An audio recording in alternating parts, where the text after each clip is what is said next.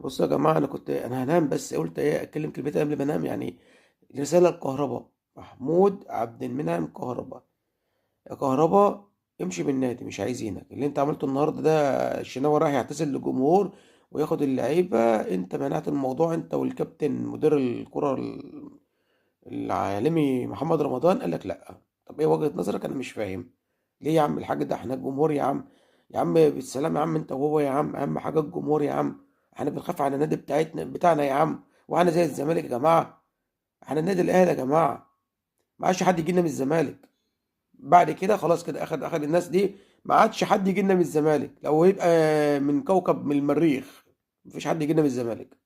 ماشي، فما ينفعش كده يا جماعه.